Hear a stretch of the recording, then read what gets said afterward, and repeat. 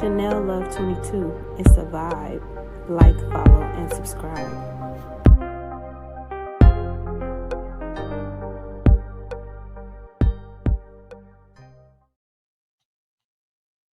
Hi, welcome to the Chanell Love 22 podcast, where we are going to be discussing today the trending rise of self-diagnosis as it relates to ADHD and how the symptoms may overlap with anxiety and depression.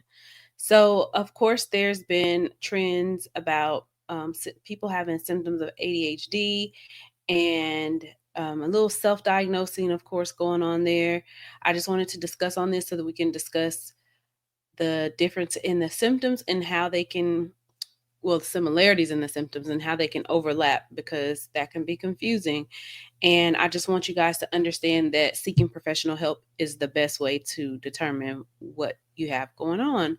So today, let's first dive into what ADHD is. So ADHD affects your focus. You can be impulsive.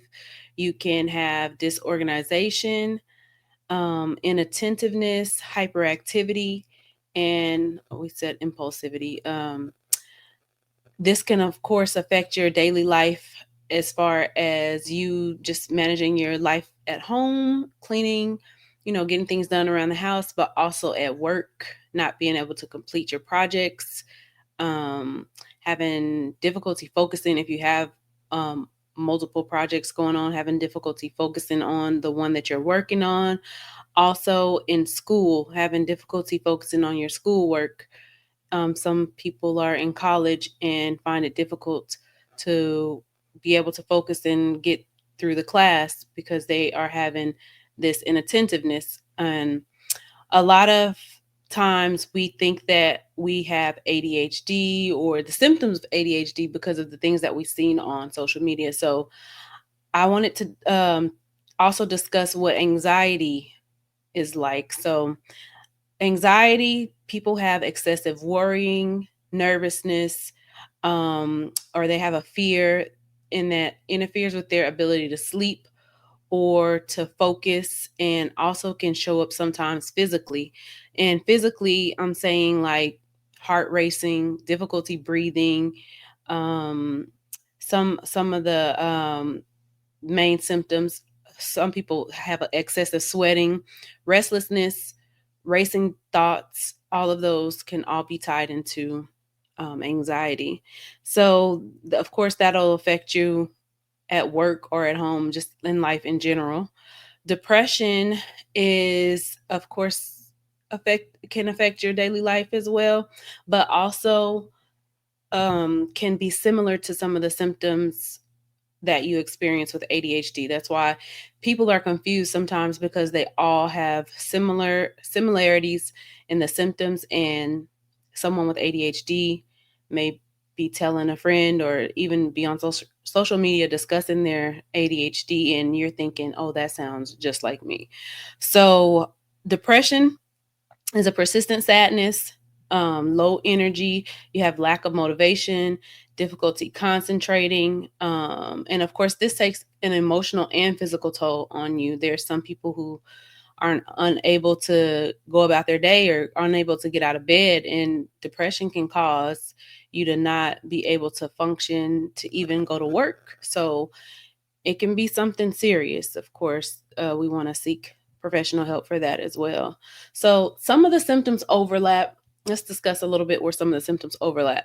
Difficulty focusing. That's something that can happen in ADHD, anxiety, and depression. So, in ADHD, the difficulty in focusing is more caused by brain, like your brain function differences. And in anxiety, it's probably caused more by excessive worrying and thoughts taking up space in your mind. Depression, it will be more related to like the brain fog, lack of motivation, but all of those things can cause difficulty focusing. Restlessness and impulsivity. In ADHD, of course, you have impulsive decision making, difficulty staying still, difficulty completing tasks, and anxiety. You're restless due to your stress or your worry. So, of course, it may seem like some of the same things that someone with ADHD is experiencing. And then emotional dysregulation and ADHD, of course, you can have um, mood swings due to executive dysfunction, in your brain. Not, and with anxiety and depression, you can just have the emotional distress tied to being stressed out or hopeless with depression. So sometimes you're thinking that you have ADHD. Now, even though you weren't diagnosed as having ADHD as a child, some people do develop ADHD in adulthood. I'm not saying that that doesn't happen, but a lot of the times people are experiencing anxiety and depression and not realizing that this this is the symptoms that I'm experiencing are related to anxiety and depression. They're thinking more ADHD because that's what they're seeing right across platforms on social media. So some of the platforms, of course, we see these things across the most common ones. The risks of like receiving misinformation or being undiagnosed can have some. There are some people who are seeking medication that's not prescribed to them. So they're taking medication because they think that, oh, I have ADHD. So they're taking medication for ADHD, and it can sometimes cause your anxiety to be worse. So be careful with taking medications that aren't, well, you're not supposed to take any medications that's not prescribed to you, but also be careful with taking medication just to try because you want to see if it helps your symptoms, because that might not be the root cause of what's causing your symptoms. So taking something for ADHD and you have anxiety, one of the side effects of that medication is increased anxiety. So I have a lot of people that I see and they come in like, I'm on this ADHD medicine, I'm having these symptoms, and I just don't feel better still. It's something, maybe I need to increase, maybe this. And, they've been on the medicine for a while. And then once we try something else to kind of target more of their anxiety or target more of their depression, they're like, oh, maybe I think you might have been right, because I feel better on this medication and less anxious than I felt when I was taking the medication for ADHD. So seeking help from a medical professional, a licensed medical professional, will help you um, overcome the challenges that you're experiencing faster than trying to self-diagnose. I just think that this is an important topic to touch on because everyone, of course, we jump on trends and just do what we see on social media, and that's not always the best thing to do. So therapy, lifestyle changes, medications if necessary. These are some of the things that you will get, or some recommendations that can be made to you by a licensed healthcare professional. Um, Also, I want everybody to just be self-aware of the importance of the symptoms that you're experiencing, and just keep a diary, kind of like keep a diary of the symptoms you're having and when you're having them, and anything that you're doing during the time that you're experiencing them, because that can kind of help when you have your appointment or you reach out to a professional for an evaluation. Of course, you'll have that information right there in that diary, and it makes it a little easier with the health professional helping you come up with the right diagnosis and the right treatment plan for you. Keeping social media content to a minimum, of course. Everyone needs to do like a little social detox or take some time off from social media, take a pause, take a break from it, limit your time on social media on a daily basis. I think most phones will allow you to set a limit, or either, some type of timer to let yourself know that, okay, I spent enough time on social media today, because that can heighten your symptoms of anxiety for sure. Depression, yes, all of them. So keep that in mind and try to come up with a plan to decrease your time that you're spending on social media.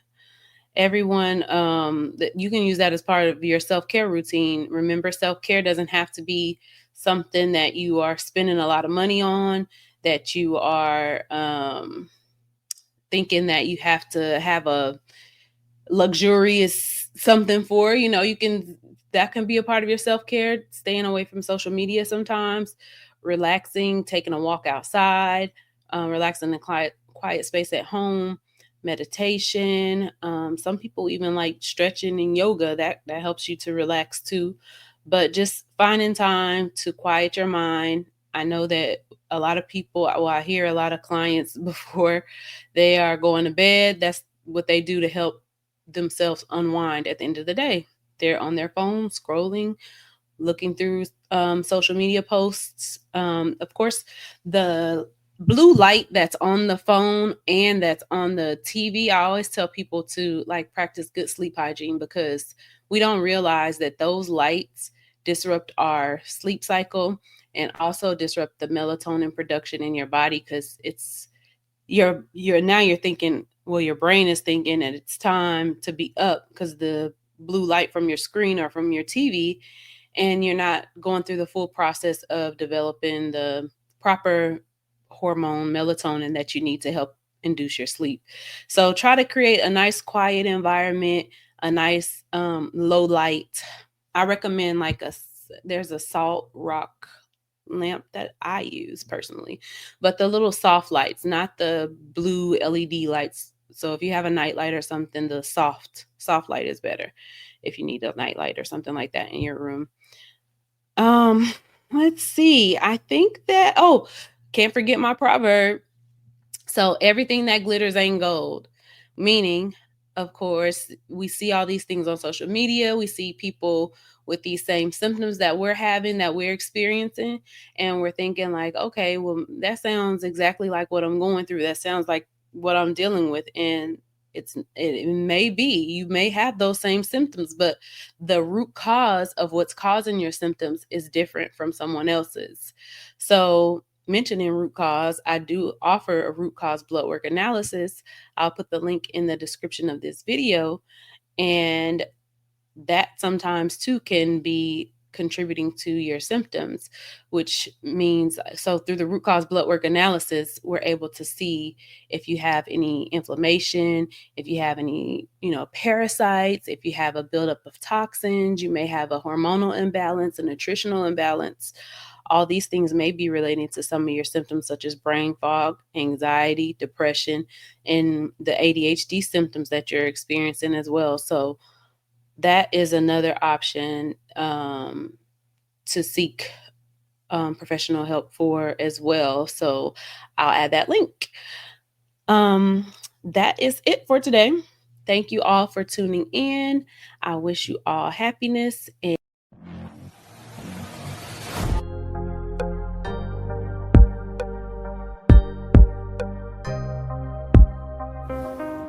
Chanell Love 22. It's a vibe. Like, follow, and subscribe. Disclaimer.